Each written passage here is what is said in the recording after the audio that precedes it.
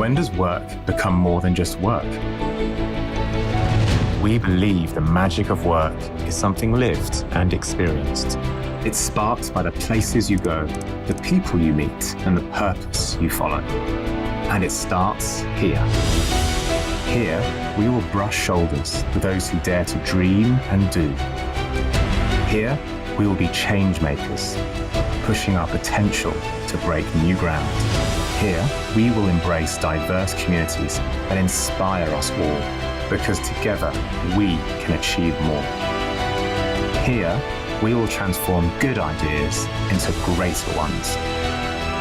Here, we will turn today's actions into tomorrow's impact.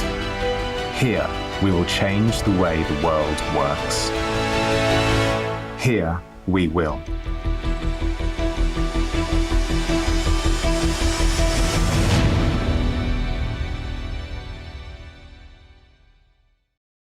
Bienvenidos a Conversaciones Convergentes. Estamos aquí en el espacio WeWork, a metros del Obelisco, en la ciudad de Buenos Aires, donde vamos a charlar hoy con Enrique Carrier, que es analista del mercado de telecomunicaciones. Enrique, ¿cómo va? ¿Qué tal? Buenas tardes.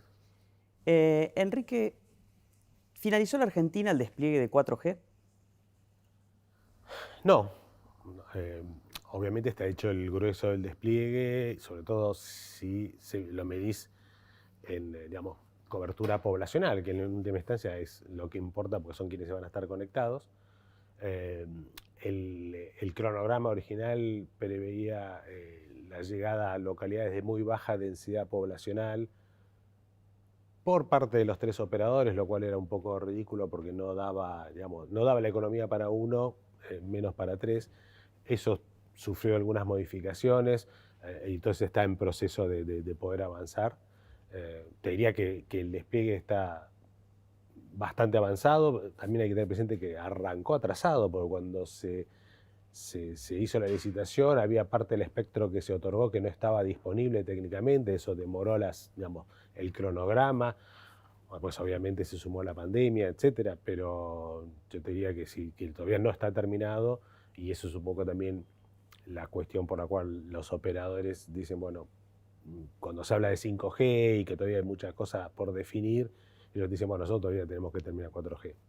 Pero vemos en la región otros países en América Latina que han dado pasos relevantes en el despliegue de 5G, ya con ofertas comerciales incluso. ¿Qué condiciones deberían darse en Argentina para que empiecen a darse algunos pasos y no quedar tan atrás, ¿no? Sí, yo creo, por empezar, si nos remitimos específicamente a lo sectorial, faltan definiciones técnicas, falta definir, cuáles son los espectros, las bandas de espectro que se van a utilizar para el servicio. No hay mucho misterio, porque también uno quiere ir un poco en línea con lo que va el mundo, porque eso también hace que sea más simple, hace que haya disponible equipamiento, sobre todo terminales, etc. Pero bueno, son pasos que todavía falta dar. En el caso particular de Argentina, si querés, el agravante que tenés es que algunas de esas bandas más habituales en todo el mundo y que es por donde muchos están empezando, en el caso de Argentina no están liberadas, o sea, están siendo utilizadas para otros servicios, con lo cual tenés un paso previo que es el de migrar, o sea, sacar todas las operaciones que hay actuando en esas frecuencias. Por ejemplo, hay mucho de lo que es acceso inalámbrico fijo, y que entonces eso va a implicar mover las otras frecuencias. Hay un costo alrededor de todas esas cosas, hay que definir quién paga el costo. Bueno, hay como tarea para el hogar previa a poder empezar a hablar de, bueno, vamos a licitar tal banda y tal banda y tal banda. Esa es una cosa que también viene demorada. Entonces, la verdad que a priori es muy difícil saber cuándo esto va a estar en condiciones ya técnicas de poder ponerse en juego, ¿no? 4G nos permitió conectarnos desde el móvil a Internet y navegarla con, bastante facilidad. 5G, ¿qué va a permitir? Mira, en el caso del móvil yo creo que es donde vas a ver menos diferencias. Una tal vez inmediata, y que tampoco va a ser inmediata porque vas a depender de que mucha gente tenga equipos 5G, tiene que ver con el uso del celular en lugares de alta concurrencia. Por ejemplo, cualquiera que haya ido a a un concierto, a una cancha de fútbol, sabe que en esos momentos la llamada no entra. Difícil que suba la foto. Exacto, no, claro, porque en realidad hay demasiados dispositivos queriéndose conectar con una antena, porque tiene limitaciones en cuanto a cuántas pueden ser, que en el caso de 5G son mucho más altas, entonces ese problema estaría resuelto. Ahora, desde el punto de vista de la experiencia, si vos decís, bueno, ¿qué cosa voy a poder hacer que hoy no haga? Y en realidad hoy no hay mucho. Se piensa en términos de realidad virtual, de realidad aumentada, pero tampoco es que hay mucho desarrollado, con lo cual, de hecho, un poco lo que está pasando en países donde ya se lanzó 5G y se lo está utilizando desde el teléfono, hay una cierta desazón. Bueno, tengo la tecnología más moderna, el equipo más moderno y no estoy haciendo nada nuevo. Hubo sobreexpectativa, digamos. Yo creo que sí, que hubo esa expectativa, o por lo menos que hubo expectativa en cosas donde no iba a pagar el tema 5G. Ahora, si tenés, digamos, te quedan tal vez dos grandes negocios, por llamarlo de alguna forma. Uno que sé que está avanzando ahora, sobre todo en países como Estados Unidos, muy rápido, es con el acceso a internet fijo inalámbrico. O sea, básicamente vos tenés como un módem que se conecta a 5G y después tiene Wi-Fi y tenés una conectividad similar a la fibra óptica, generalmente en lugares, digamos, de baja densidad. Exacto, suburbanas o semirurales, donde entonces no te justifica económicamente cablear cuando vos tenés poca densidad de casas en, no sé, 100 metros, y donde sí puede ser interesante con la cobertura inalámbrica. Y por el otro lado, y esto sí requiere más tiempo, tiene que ver con, digamos, otra de las características de 5G, además de la velocidad, que sería, por ejemplo, lo que se usa en la fija inalámbrica, tiene que ver con la gran capacidad o mucho mayor capacidad de conectar dispositivos simultáneamente. Y ahí es donde empieza a jugar el Internet de las Cosas, las ciudades inteligentes, etcétera, donde básicamente vos lo que tenés son 3 millones de dispositivos que se van a estar conectando, generalmente transmitiendo poco, pero sí muchos. Lo que tenés en ese caso es que no alcanza, suponete, ya sea en usos industriales, por ejemplo, que vos tengas máquinas que estén conectadas. Bueno, vos vas a depender, por un lado, de que haya dispositivos para conectar esas máquinas, pues ya no estamos hablando de teléfonos, sino de otros formatos. Vas a tener que necesitar el software que los administre y que a su vez lo vincule con los sistemas, en este caso de una empresa. Y eso a veces implica reingeniería, o sea, no es solamente algo que dependa del operador de poner la red, sino que también hace falta una maduración mayor por parte de los usuarios, en este caso los clientes, para empezar a incorporar estas características que sí son novedosas, a diferencia de lo que pasaba con los teléfonos, que vemos que no hay mucho nuevo. Acá sí, pero también hay mucho trabajo y hay mucho desarrollo de múltiples proveedores, de dispositivos, de aplicaciones, etc. O sea que 5G va a tener un impacto más contundente en lo que es, si se quiere, la producción, por ejemplo, o en la economía en general y no tanto en lo que los usuarios individuales hacemos con la conectividad y el teléfono. Sí, yo creo que por lo menos por ahora no se vislumbra ningún gran cambio a nivel individuo con un teléfono. Sí hay, y todavía se están explorando, porque vos tenés muchas posibilidades para uso en aplicaciones comerciales, por ejemplo, pero lo que hoy se está haciendo a nivel global es tratar de ir identificando cuáles son los sectores donde hay más impacto, donde primero se va a avanzar, porque si bien vos podés utilizarlo en muchísimos ámbitos, hay que ver después a la hora de hacer los costos, beneficios, bueno, dónde cierra y dónde no cierra incorporar tecnología. Y en Argentina, por ejemplo, ¿qué sectores podrían verse beneficiados? Se habla, por ejemplo, del campo, de la industria, o sea, el transporte. ¿Qué sectores económicos podrían recibir un impacto favorable, más, digamos, inmediato del 5G? Mira, yo con el tema del campo creo que es relativo, porque el problema que generalmente tenés en el campo es que no tenés cobertura o tenés poca cobertura. Y que es amplio, grande, y que es ¿no? muy Muchas amplio, hectáreas. claro, entonces tal vez ahí necesites esquemas mixtos de algún tipo de conectividad a una red, si querés llamarla privada, o a través de conexiones satelitales. Claro. O sea, creo que lo podés tener, digamos, más tal vez por ejemplo, en empresas de servicios públicos. Claro. Suponete en el caso de distribuidoras de energía, etcétera, que tengas un medidor que se conecte automáticamente, que puedas habilitar o deshabilitar el servicio, o sea, un montón de cosas que podés introducir, pero que obviamente te van a implicar adaptarte, no es solamente ponerlo y ya está. usos, si querés, a nivel ciudad. Yo creo que, digamos, todavía muchos están imaginando los usos y cómo implementarlos. Hay muchos usos en aplicaciones industriales para conectar las máquinas y tener fábricas más robotizadas y más inteligentes. Pero por eso te digo, es todo un proceso que lleva un tiempo de maduración y que no es inmediato, no alcanza.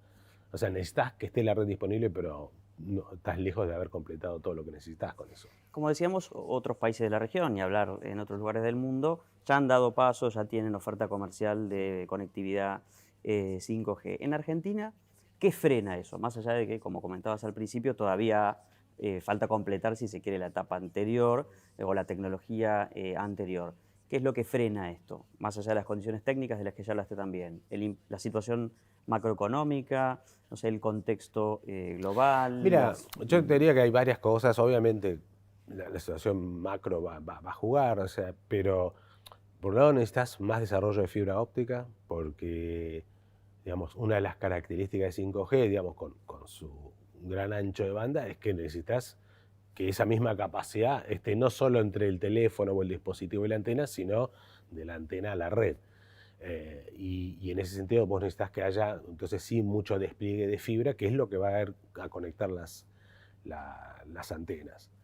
Después, obviamente, la macro te juega y a veces ni siquiera estamos hablando de la coyuntura, pero vos pensás que en Argentina vos tenés un ARPU, que es un ingreso promedio por usuario de $4.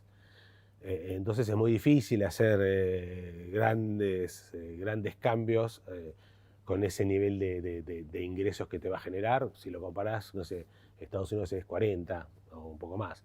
Entonces, porque la inversión que hay que hacer en realidad tiene un precio global. Tenés un precio que tiene un alto componente en dólares, que es el equipamiento, que es la tecnología per se. Después sí tenés el costo local de instalación y algunas cosas que se pueden agregar, pero termina siendo algo que tiene mucho componente de divisa y donde entonces, digamos, los niveles de ingreso en términos de divisa van a marcarte también, no tanto lo que puedes hacer, sino tal vez a qué velocidad lo puedas hacer.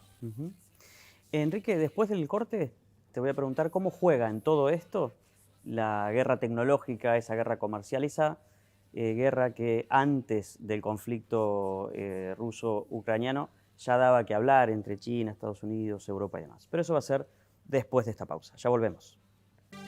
En Telecom potenciamos tu mundo con nuevas tecnologías para que te conectes con lo que te apasiona. Estamos en constante evolución para que puedas seguir avanzando. Telecom.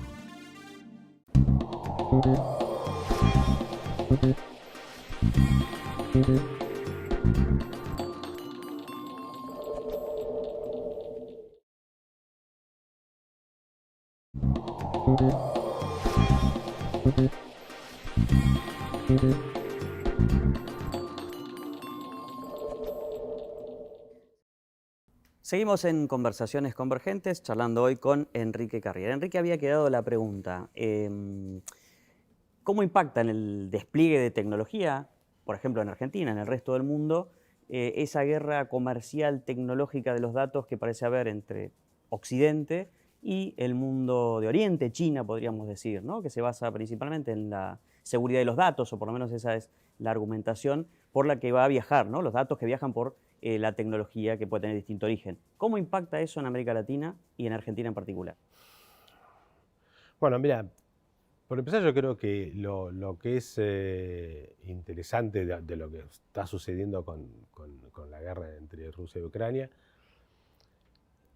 es que te marca los problemas que hay cuando vos dependés de un recurso estratégico de un país que, digamos, no es tu aliado, ¿no? En el caso de Europa se vio muy claro con el gas y ahora un poco la situación es por un lado, decir, bueno, digamos, muchas decisiones se tomaron en base a hipótesis, ¿no? Lo que pasa es que en tema de seguridad nacional las hipótesis alcanzan para tomar medidas, no es un juicio donde uno tiene que probar culpabilidad o inocencia. En este caso vos podés decir, si lo mismo hubiera ocurrido con China, suponete, entonces, ¿qué hubiera pasado? Todos los países que dependían de tecnología china donde tal vez hay un boicot y no tenés acceso más a esa tecnología, independientemente de si después te espían o te sabotean, ¿no? Pero Paso previo. claro, pero inclusive pensando en el flujo de mantenimiento, que es un poco lo que le pasó a Rusia. Rusia tenía poca tecnología china en sus redes móviles, Nokia y Ericsson se fueron, entonces ahora le queda tener que en algún momento cambiar de tecnología para poder seguir avanzando. Entonces, eso ya de por sí te demuestra que a veces, digamos, tener relaciones comerciales tan estratégicas con potenciales enemigos, bueno, es algo que tal vez de ahora en más se vea con más detenimiento que lo que era previo a esta guerra. Así que en este sentido yo creo que la guerra le dio más validez a la argumentación de los Estados Unidos diciendo, che, no puede ser que nosotros y nuestros aliados dependan tecnológicamente de nuestro potencial enemigo. Ahora, ¿qué va a pasar de acá en más? Bueno, es un poco difícil saberlo, va a depender un poco también digamos, de cuáles sean los próximos pasos que tome China, desde no solo la posición en el conflicto, sino ver si quiere o no avanzar con algunos temas pendientes que tiene y que siempre saca a relucir. Particularmente, digamos, yo creo que Latinoamérica está un poco fuera de esa discusión, está más centrada tal vez en Europa, sobre todo Europa Occidental, Estados Unidos, o sea, la NATO, por llamarlo de alguna forma, más los aliados del Pacífico, con China principalmente, y donde Latinoamérica hasta ahora se vio un poco, si querés, beneficiado, por lo menos con la expansión china y las inversiones y el comercio, etc. Entonces, yo, o sea, lo veo difícil que, digamos, Latinoamérica en general tome partido por alguna de estas dos posiciones, más allá de que habrá presiones. Lo importante a veces es que esas presiones tal vez vengan sino con incentivos, ¿no? O sea, que no sea solamente no quiero que hagas esto, sino si haces esto, hay esto para vos, ¿no? Financiamiento, lo que quieras. Claro, si bien es cierto que la región no es de las más importantes en términos de mercado global de las comunicaciones, lo que se ve es como una suerte de guerra fría, ¿no? Donde Estados Unidos dice no dejen entrar tecnología china porque entonces se les van a dificultar las relaciones comerciales con nosotros, y China que dice acá están mis empresas, acá está la tecnología de punta y acá está el financiamiento para que ustedes adquieran esa tecnología, ¿no? Y es como un juego de pinzas que todavía no aprieta fuerte, pero en el que tanto uno como otro le dice a los gobiernos y a las empresas, probablemente operadoras de servicios en la región, para qué lado vas a jugar, ¿no? ¿Hay alguien que esté resolviendo esa disputa, digamos, que esté pudiendo conciliar esos dos señores, por decirlo de alguna manera?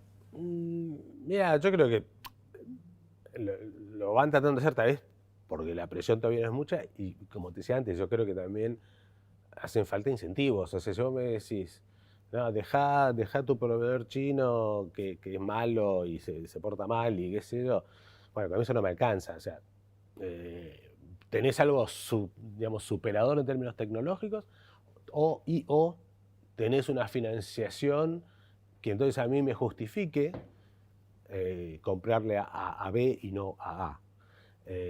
Y creo que recién ahora se está empezando a hablar de este último punto. Lo que tenés acá, particularmente en el caso de Estados Unidos, que se complica, es que Estados Unidos no tiene proveedores propios. Entonces, hasta políticamente es muy difícil para Estados Unidos decir, bueno, vamos a dar financiamiento blando para que empresas suecas o finlandesas vendan más en Latinoamérica. Ahí es donde entra lo que se llama el Open RAN, que para, digamos, simplificarlo es una forma de introducir, digamos, sistemas abiertos compatibles en las redes de telecomunicaciones que normalmente son monolíticas. Y hacerlo en la última etapa, que es la etapa de radio, la etapa de aire, que es donde además cada antena, cosa que se instala.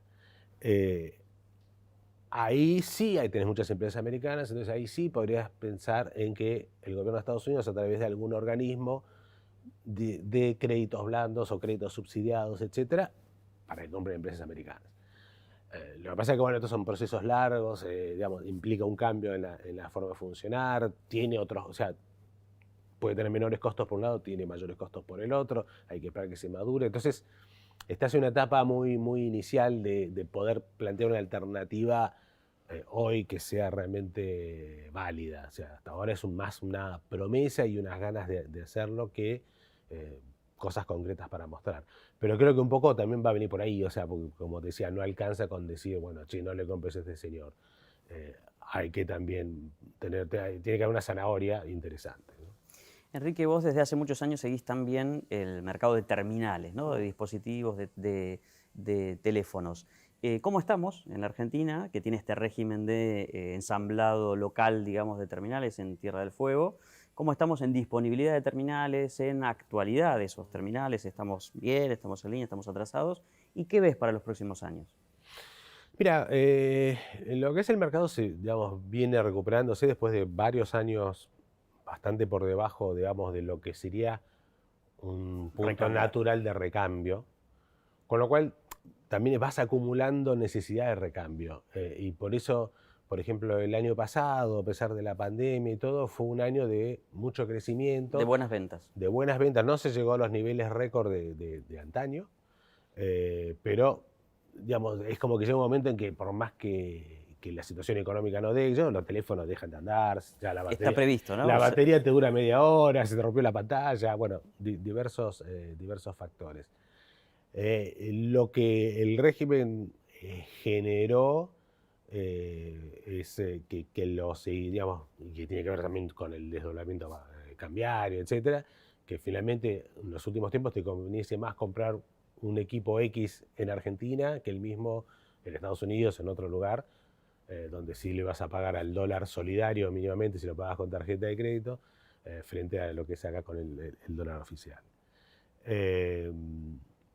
Hoy, digamos, obviamente, como muchos sectores importadores, están con la incertidumbre de, bueno, de ver qué pasa con las divisas, algunas medidas recientes, donde todavía no saben muy bien cuál va a ser el impacto, ni siquiera sabemos muy bien cómo va a seguir, pero hay preocupación porque se detenga este crecimiento que ya se había visto el año pasado y que se esperaba repetir este año, y ahora hay un poco un compás de espera, ¿no? Ujú.